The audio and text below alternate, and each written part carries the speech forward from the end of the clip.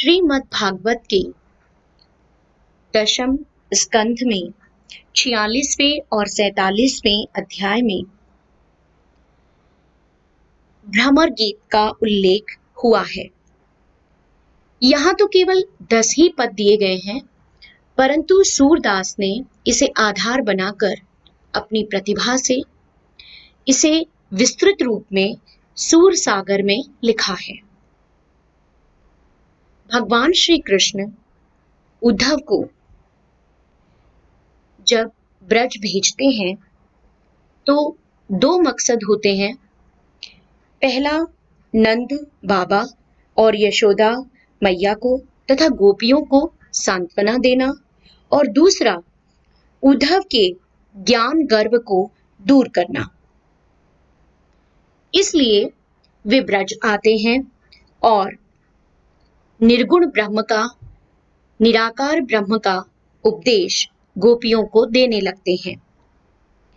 गोपियां उनसे बात करना चाहती हैं केवल कृष्ण की, क्योंकि वे कृष्ण के पास से आए हैं, परंतु उद्धव उपदेश देने लगते हैं योग का, निराकार ब्रह्म का, निर्गुण का। तो खींची हुई गोपियां उन्हें काले भंवरे की उपमा देती हैं। इन्हीं 100 पदों का समूह भ्रमर गीत या उद्धव संदेश कहलाता है। इन पदों में गोपियों की वचन वक्रता दर्शनीय है। भ्रमर को उपालंब का पात्र मानकर चलने वाली कथानक रूढ़ी को साहित्य में भ्रमर गीत के नाम से जाना जाता है। इन पदों के माध्यम से सूरदास ने निर्गुण पर सगुण की, ज्ञान पर प्रेम की और योग पर भक्ति की श्रेष्ठता को सिद्ध किया है। आइए अब पहले पद का सप्रसंग अर्थ भावार्थ समझते हैं।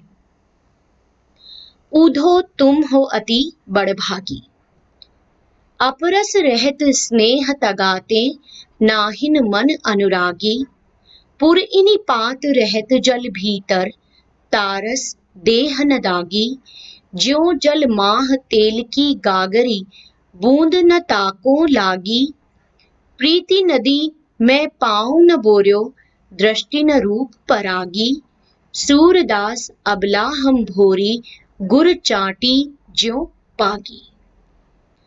गोपियां उद्धव को संबोधित करते हुए कहती हैं कि हे उद्धव, तुम तो बड़े ही भाग्यवान हो। अर्थात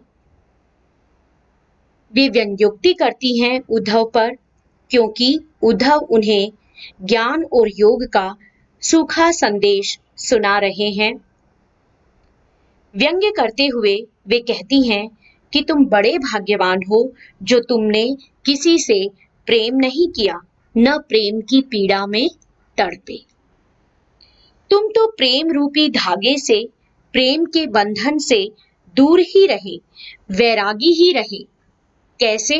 जैसे कमल का पत्ता जल में ही उत्पन्न होता है, परंतु जल से अलिप्त रहता है, उस पर जल की एक बूंद भी ठहरती नहीं है। वैसे ही तुम भी कृष्ण के साथ रहते हुए भी उनके प्रेम से, अनुराग से कोसों दूर रहे।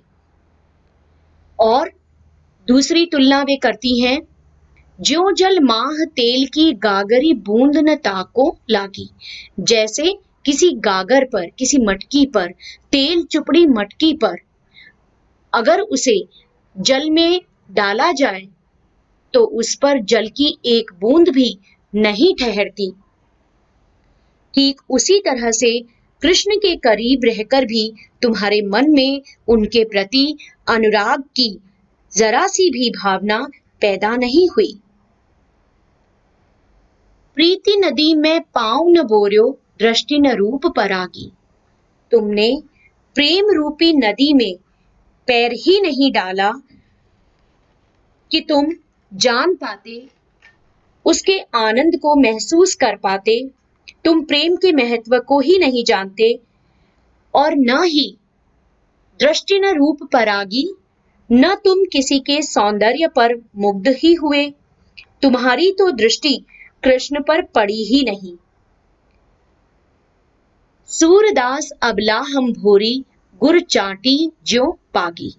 आगे गोपियां अपनी वेदना को अभिव्यक्त करते हुए कहती हैं कि हम ही ऐसी भोली अबलाएं हैं जो श्री कृष्ण के सौंदर्य में वैसे ही उलझ गई जैसे चींटी गुड़ के प्रति आसक्त होकर उससे ऐसे चिपट जाती है कि फिर उससे अलग ही नहीं हो सकती। और अब वे भी श्री कृष्ण से स्वयं को अलग नहीं कर सकती हैं। यानी वे तो श्री कृष्ण के वियोग में व्याकुल हैं और उनसे अटूट प्रेम होने के कारण ही वे उनके वियोग की पीड़ा को सहन कर रही हैं। इस तरह से गोपियों ने अपनी तुलना चींटियों से की है जो गुड़ के प्रति आसक्त होकर उससे चिपट जाती है।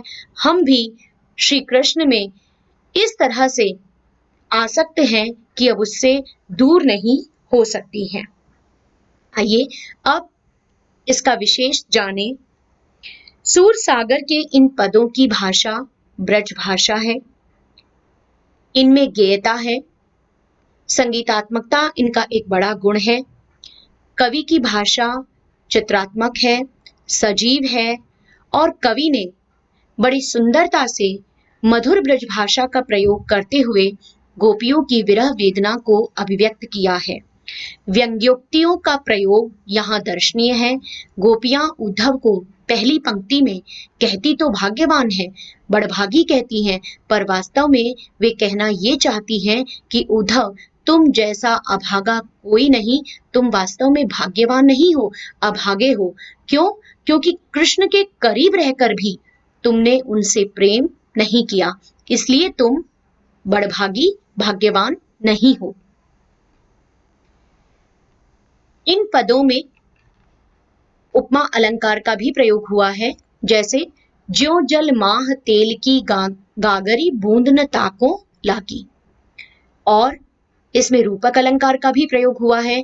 प्रीति नदी यहाँ रूपक अलंकार है। नाहिन मन में अनुप्रास अलंकार है। इस तरह से कवि ने इस पद में गोपियों की विरह वेदना को भी अभिव्यक्त किया है और उद्धव पर व्यंग्य भी बड़ी सुंदरता से प्रस्तुत किया है।